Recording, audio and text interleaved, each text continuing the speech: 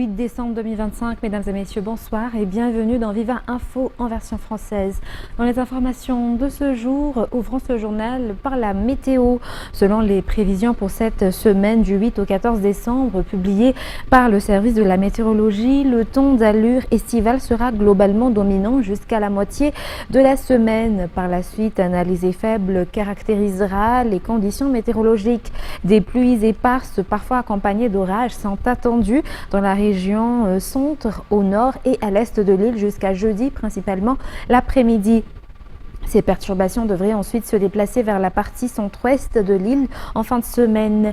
Le temps sera donc généralement plus sec ailleurs à partir de vendredi. Une baisse des températures maximales est prévue dans les zones situées à l'est du pays en fin de semaine selon toujours le centre météorologique.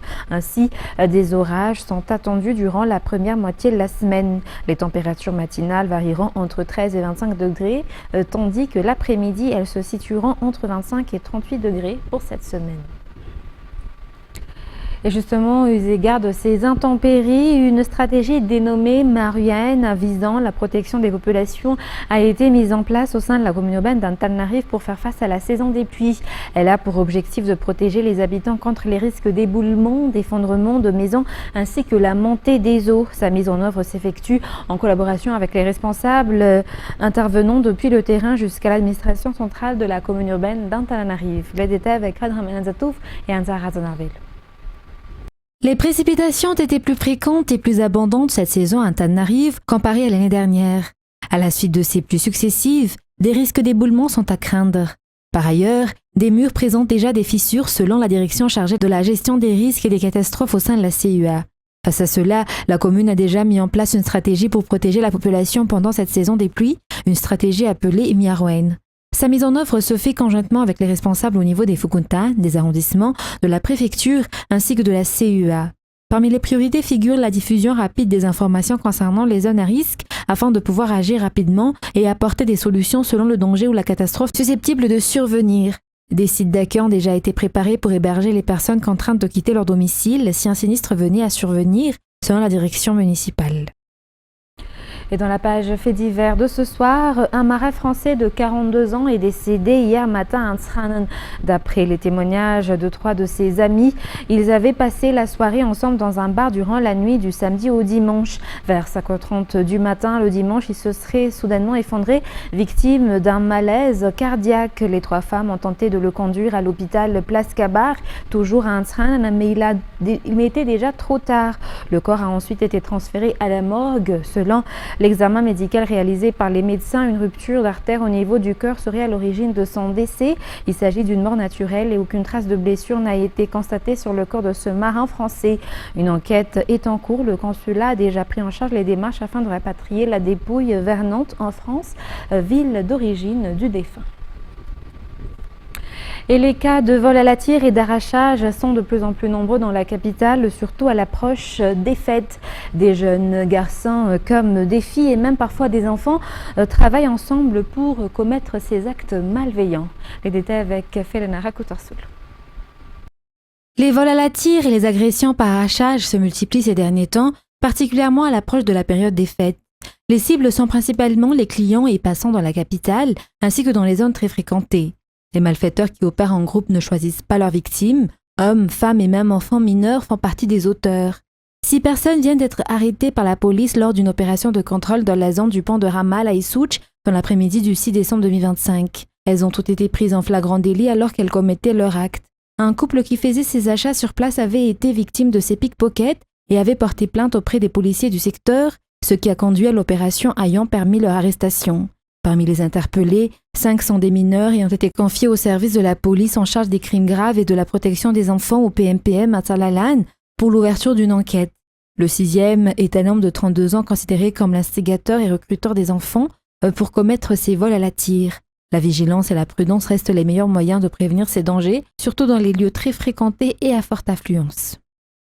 Et dans la page sociale, 85% des ménages dépendent entièrement de l'énergie issue du bois. Pour la région de Tolagnare en particulier, les besoins en bois s'élèvent à 73 000 tonnes par an et la mise en place du projet Manassou qui permet de diviser par deux la consommation de charbon ou de bois pour les ménages qui l'utilisent contribue à réduire la pression sur les forêts. Reportage signé fin de Sénamiré.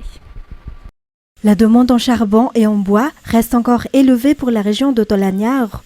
Le projet Manassou s'inscrit dans la lutte contre la déforestation et la pollution engendrée par l'utilisation du charbon et du bois au sein des foyers malagasy. 90 000 ménages ont bénéficié de 120 000 réchauds économes distribués en l'espace de 7 mois dans la région Anossi, notamment dans les districts de Tolagnare, Ambosaratim et Betchouk. L'objectif de ce projet Manassou, mené en partenariat avec Madavance et Sanitap, est de prévenir les effets du changement climatique, de protéger l'environnement et de lutter contre la déforestation. L'utilisation des réchauds économes par les ménages fait l'objet d'un suivi rigoureux.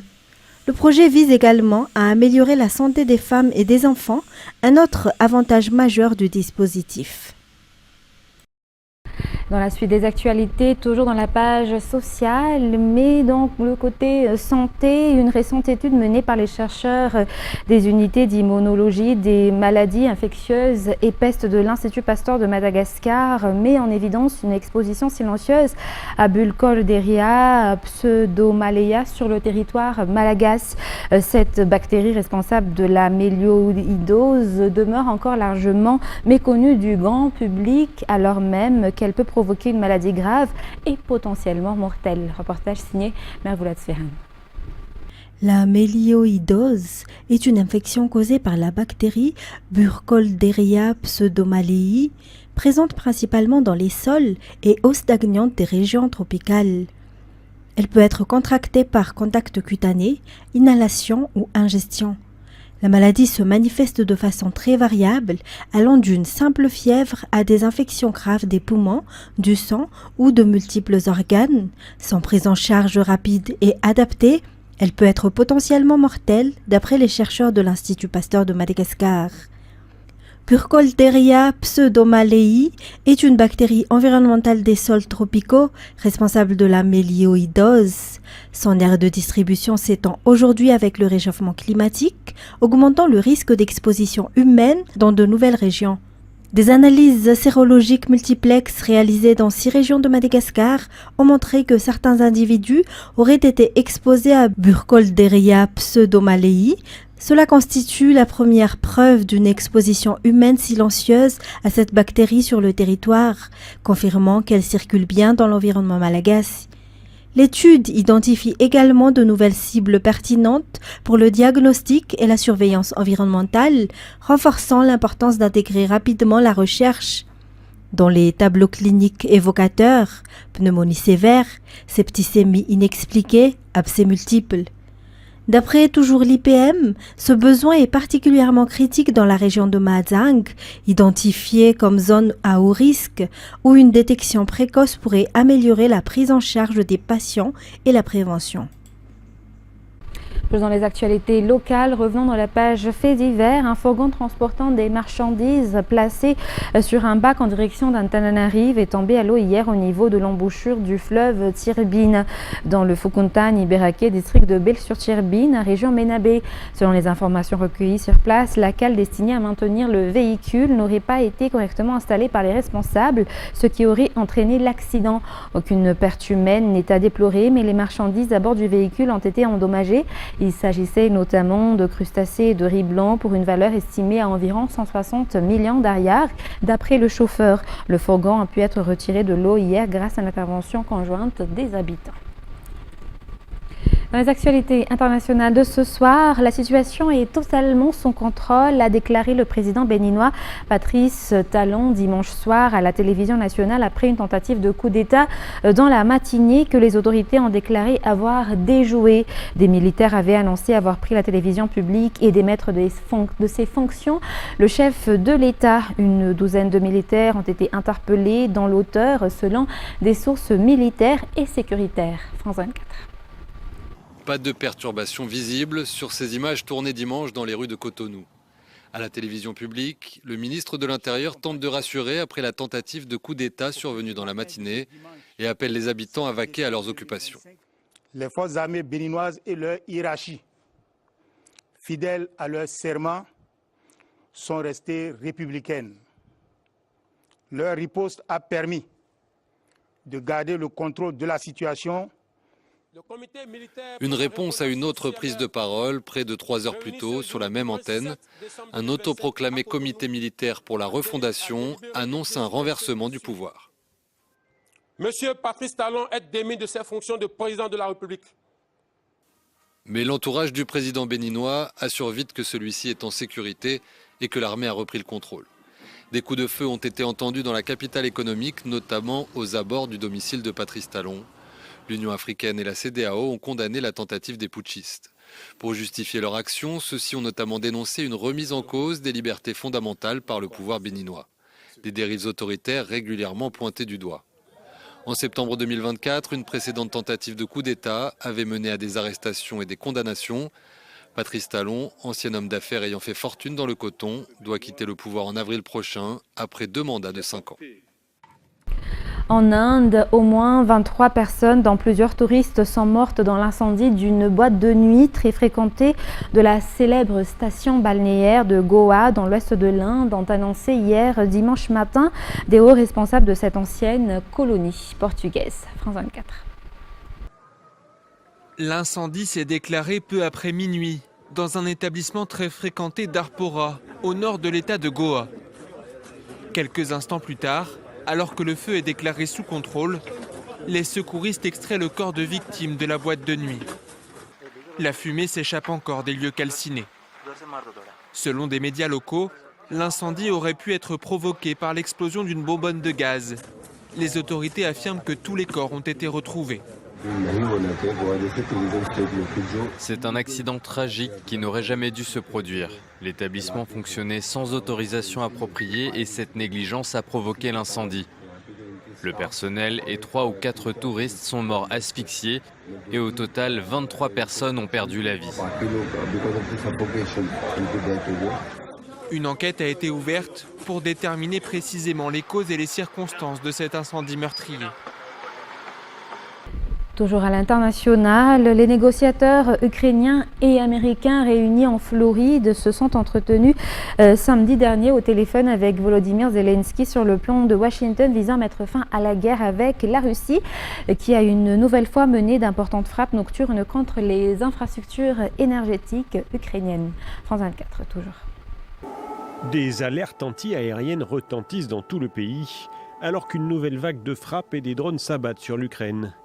Les Russes ont visé dans une vingtaine de localités les infrastructures énergétiques et centrales électriques, privant des milliers d'Ukrainiens de chauffage en plein hiver. Près de Kiev, une gare et un dépôt de train ont été touchés. La frappe a touché le dépôt en banlieue. Il ne s'agit même pas d'un endroit où l'on entretient des locomotives. C'est un dépôt où on s'occupe des trains électriques. Nous n'avons déploré aucune victime, malgré les travaux en cours. Dans la capitale, les habitants rejoignent les abris anti-aériens presque chaque nuit, comme ici dans le métro. Depuis que notre immeuble a été touché et que nous avons perdu notre appartement, nous descendons dans le métro dès que l'alarme aérienne retentit. La Russie ne s'arrêtera pas tant qu'elle ne nous aura pas détruits. Et je pense que cela continuera ainsi. Leur plan est de nous anéantir en tant que nation. Cette attaque survient alors que l'Ukraine célèbre la journée des forces armées.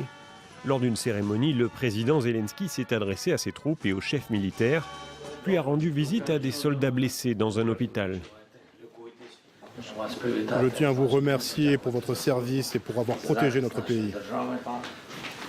Je sers l'Ukraine. Cette décoration récompense vos services. Loin du front, les négociations de paix menées par les États-Unis entre l'Ukraine et la Russie progressent, avec une 3e réunion samedi en Floride entre Américains et Ukrainiens. Les négociateurs sont parvenus à se mettre d'accord sur un cadre de sécurité concernant l'après-guerre, ainsi que sur la dissuasion nécessaire au maintien de la paix.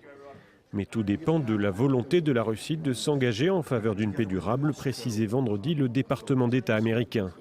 L'Europe craint de son côté un plan trop favorable à la Russie. Volodymyr Zelensky doit se rendre à Londres lundi pour rencontrer Keir Starmer, Emmanuel Macron et Friedrich Merz. Fin de ce journal, mesdames et messieurs, nous vous remercions de votre fidélité. Très bon suivi de programme et très bonne soirée sur Viva. Au revoir.